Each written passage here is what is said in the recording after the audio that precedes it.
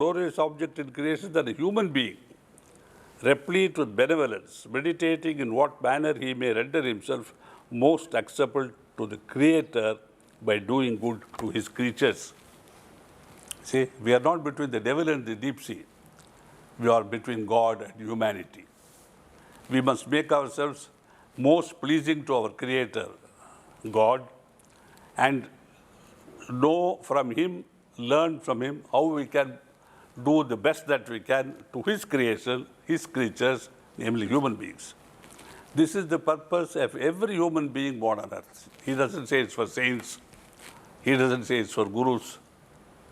Lalaji was such a person, which means we have the right to be one, provided we behave like him, we live like him, we become like him. He had a wheaten complexion and attractive features, and so on and so forth, And most remarkable were his eyes, which were like two bright stars, which appeared to see through everyone and everything. They were like serene lakes of immeasurable depth. Sleep and wakefulness seemed to be intermingled in repose in those eyes, which caused an awakening in a human being with a single movement of their lids.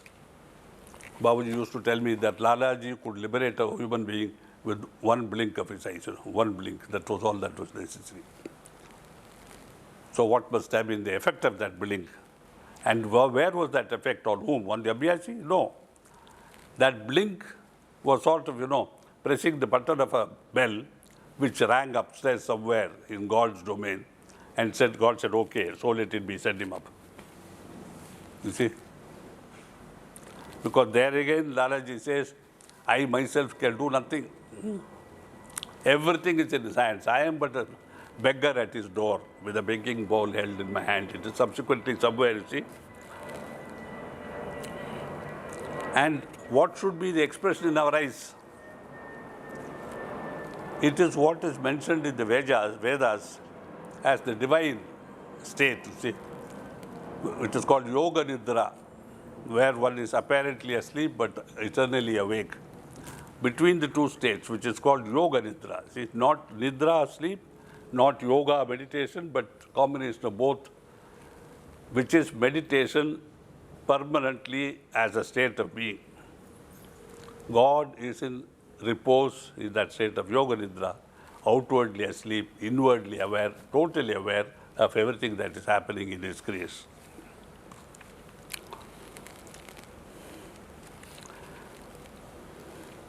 As he was under the influence of amiable feelings, his countenance had acquired a beauty of the highest order. Again, the inner state is reflected in the face. Beauty cannot be cultivated from the outside. No amount of cosmetics, no amount of massage will bring beauty to a face unless inner harmony makes the lines of the face graceful, appeal to all humanity. Even animals look at you and they fall at your feet. His hair was silken to the touch. One front tooth was comparatively larger. A small but beautiful beard and a moustache adorned his face. His hands and feet were quite tender. See? I mean, this sort of, I can only say not praise, but eulogizing of the Guru. Which one of us is capable? By nature, he was always calm, but was easily moved by the pain and pleasure of others. Possessed of a melodious voice, he was an adept at employing sweet language for communicating his thoughts and captivating the hearts of his audience. Rarely could he be angered. Not given to superfluous talk, he spoke as little as possible, but in answering questions put to him, he dealt with them exhaustively, and seldom was the questioner left in doubt. In case there happened to be one who could not understand, he brought about the desired state in that person who acquired an experience and knowledge of the subject under discussion. Carlyle says, as also Chesterfield observes, speech is great, but silence is greater.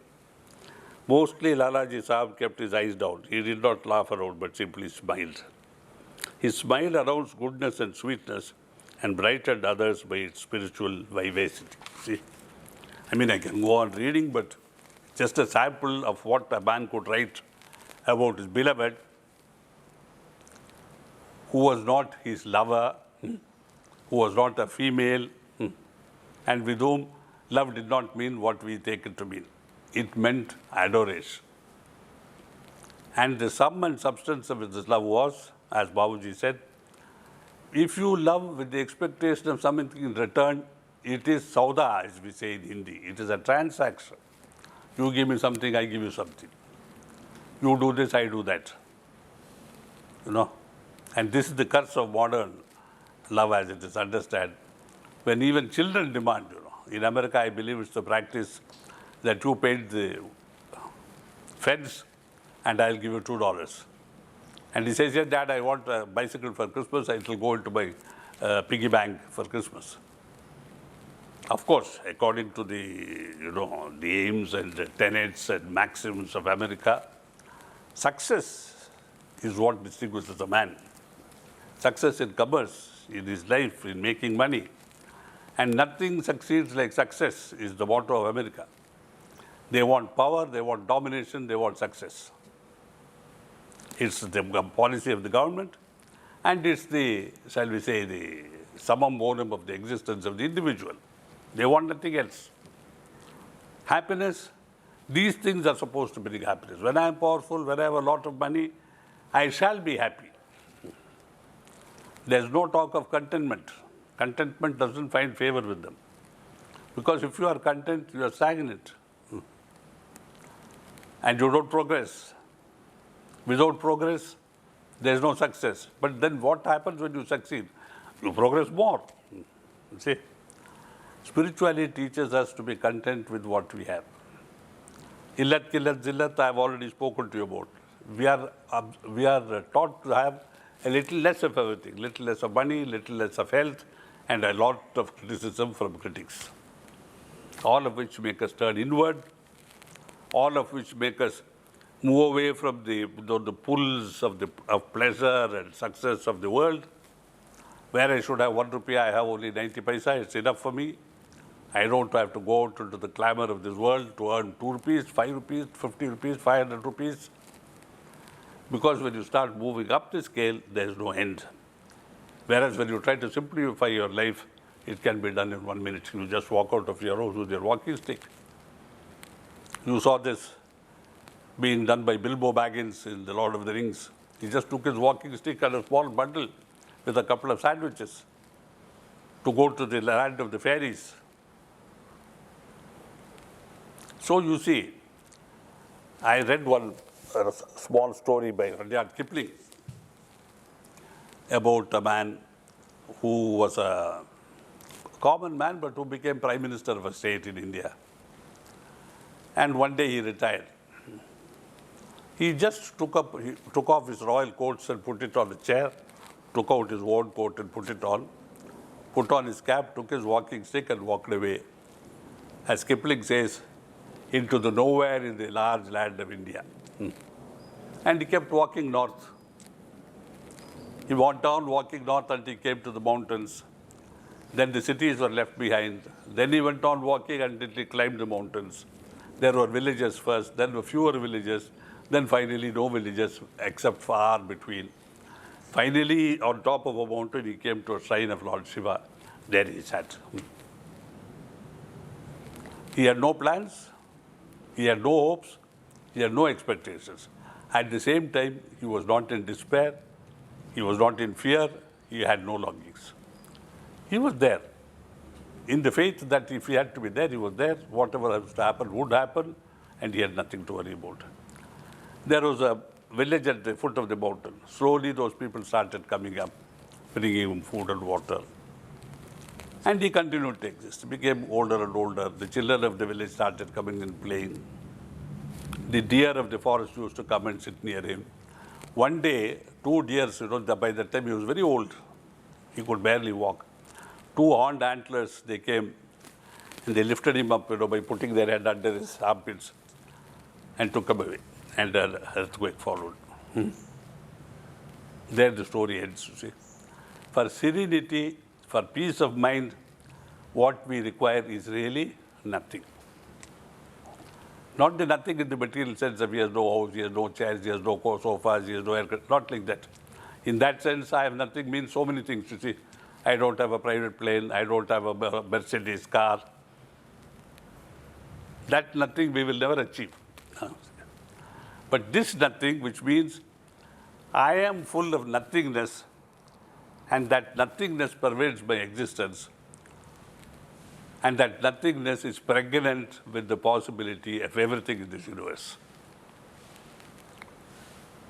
If you can think of the mystery of a tiny atom-sized egg in a woman's womb, which has produced you and you and you. Don't you see the mystery of nothingness? What was there before? Nothing. What happened? Oh, what happens to every married couple in the universe? And how did it happen? Love brought it about.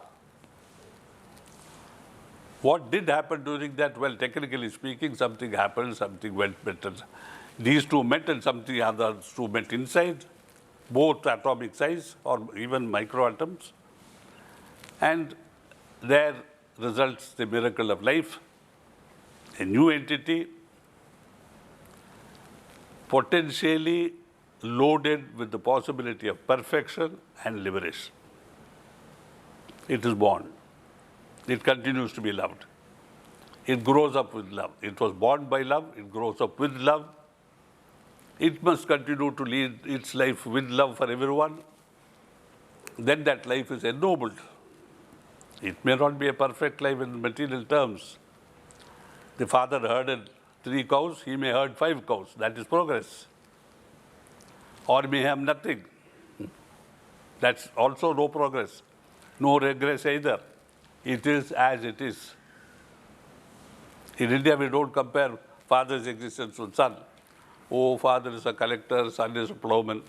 Or father was a plowman, son is a collector, or the director general of police. We never think like that. Father is father, son is son. Always. Whatever the father may have been. So you see, if in these attitudes of reverence, not for a father because he was successful and became the president of the country, but because he lived life within the confines of whatever environment destiny brought him into, with whatever ability he was endowed with, bestowed with, and whatever by way of material things he had, which were again nature's gift to him. If he had a sense of completion in his work and can die in the satisfaction, Lord, I have done what I could with my life and with whatever thou hast blessed me with, this I offer unto thee. That is the final surrender. But today we want success, we want millions and billions, and at the end of the life, a large family going to court over who gets what. If the father but could see the children fighting in courts of law, tearing each other's heart out, the mother still alive, and say, what have my sons come to? They were not like this when their father was there.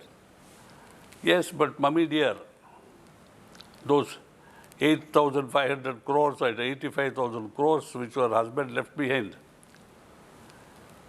if he had disposed of it during his life and said, you get 5 crores, you get 5 crores, let's go to charity, how easy it would have been.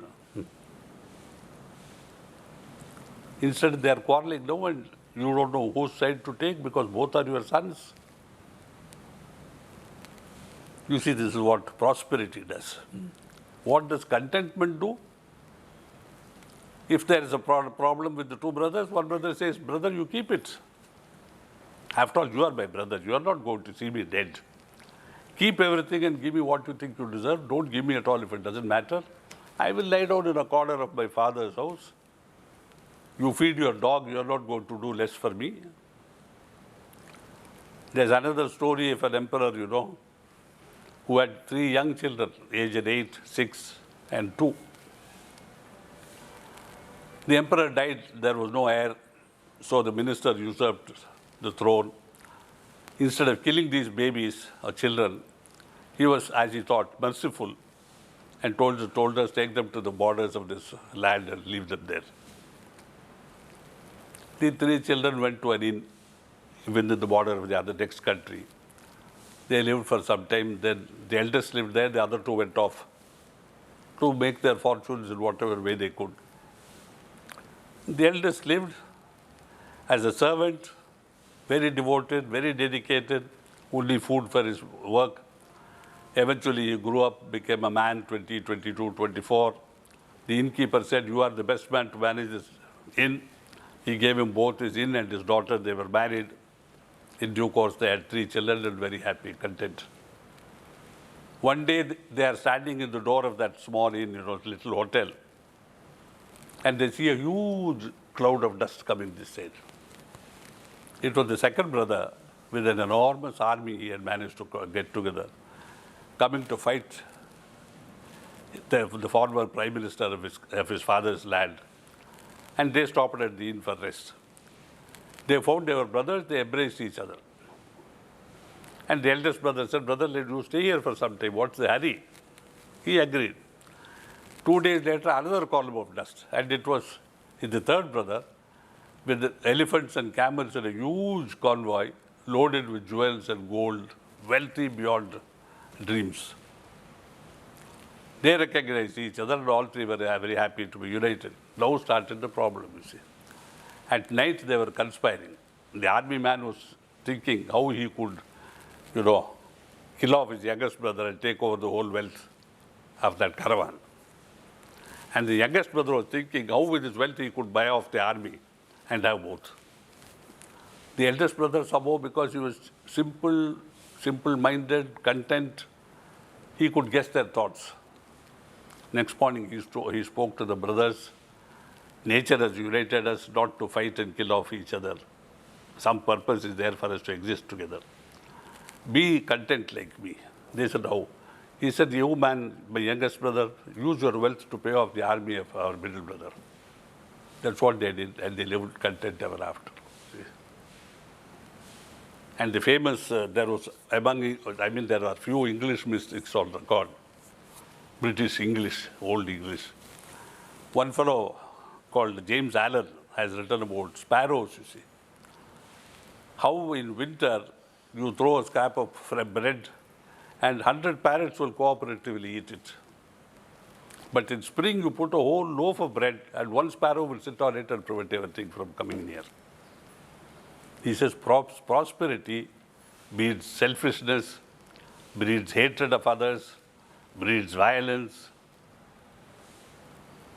And this is true, there are historical events recorded during World War II when the British people had to go into their undergrounds against bombings of the Germans and learn to exist peacefully, 5 people sharing 1 cup of tea, children being given bread, adults nothing to eat.